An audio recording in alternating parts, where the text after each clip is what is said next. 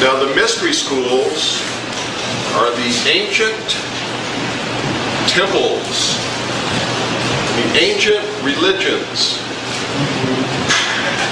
The primary object of worship was the sun, Amun-Ra, Osiris, Isis, the temple of Isis was a part of this. The ultimate meaning of all this, though, is veiled. What the people always saw is what's called the exoteric interpretation. While the guardians of the secrets of the ages, the initiates, the adepts, guarded the esoteric, or the truth of it. So the sun, the object of worship, is a symbol for something else. It's also known as the light. It's also known as the intellect. It's also called Lucifer. The primary philosophy is this: that man was held prisoner in the Garden of Eden by an unjust, vindictive God, and he was chained in the bonds of ignorance. Lucifer, the fallen angel of light, that was cast down to the earth to be the ruler of the earth, through his agent Satan, released man from the bondage with the gift of intellect. With this intellect, man will develop technology and will become himself God. So when you break all this down to the ultimate end, what they worship is man. They believe that man is God. It is the humanist religion. Does everybody understand what I'm talking about? Now, it doesn't make any difference whether you believe in Lucifer or Satan or God at all, because this is a story in their mind, which is the exoteric that they give us, whereby behind the scenes they don't believe in any God. They don't believe any God exists. They don't believe any devil exists. This is all a philosophy justifying the deification of mankind. Okay? Now you'll see these people every once in a while. You meet somebody like Shirley MacLaine who will tell you that she is God.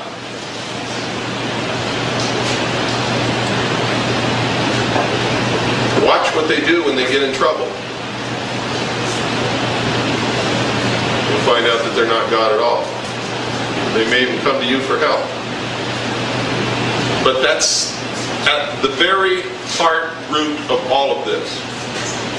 The goal of the mystery schools, the modern day mystery schools, is to destroy all existing governments, all existing religions, and chain the mob. That's us. They believe that they're the only ones in the world who possess a truly mature mind, and thus they're the only ones who should rule. And that we are cattle, animals. And this is their philosophy in a nutshell. A nation or world of people who do not use their intellect are no better than animals who do not have intellect, and thus are beasts of burden and stakes on the table by choice and consent. And I have to say this, 90% of the time, most people prove them right. Most people have never had an original thought in their life. It's unfortunate, but it's true. Our forefathers belonged to these secret societies. Now, some people have come to me and said, Bill, you claim the Constitution is so great. How can you do that and then say that our forefathers are members of this secret society that's trying to destroy this country and bring about the New World Order? They think there's a dichotomy there, and there's not. Because this was the grand experiment. It was also the antithesis to the monarchs, the kings and queens of Europe, whom they had sworn to topple from their thrones. How do you topple a king from the throne? You give the people, the subjects, a taste of freedom. Go ahead, sir. Just walk around the camera if you will.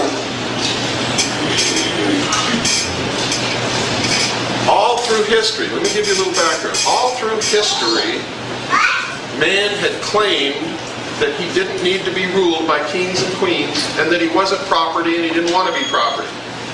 Because up until the time this country was founded, no people in this whole world had ever been free and had always been the property of the ruler. The king, the queen, the emperor, whatever they called themselves. Man was a property just like a cow was. What made somebody free, what made them capable of ruling, was genetics. Your line of genetic descent or ancestry determined whether you were going to be property or you were going to be a king. And nothing else determined that. Our forefathers, in their efforts to bring about their dream of a perfect world where they would not be oppressed by kings or queens, or by popes or religions, or by the mob. In their quest for that, they created this nation as the antithesis to the kings and queens and emperors and empresses of the old world.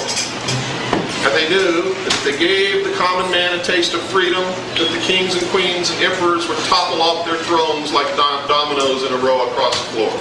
And that's exactly what happened. Not long after this country was established, the French Revolution took place by the same groups. The same secret societies caused the French Revolution, caused the revolution in this country. All of our forefathers belonged to the Freemasons. They were all also Knights Templars. They were also members of the Illuminati. They were not bad men. The people who are bringing about the New World Order today do not believe themselves to be bad men. They believe it must be done in the best interest of mankind. And they believe that the end justifies the means, so that if they have to kill 2 billion people to realize the dream, there will finally be 1,000 years of peace. But their logic is convoluted, and they're tripping over their own philosophy in many places, as you will find out when we begin to seriously study this, if you do, and I hope that you do.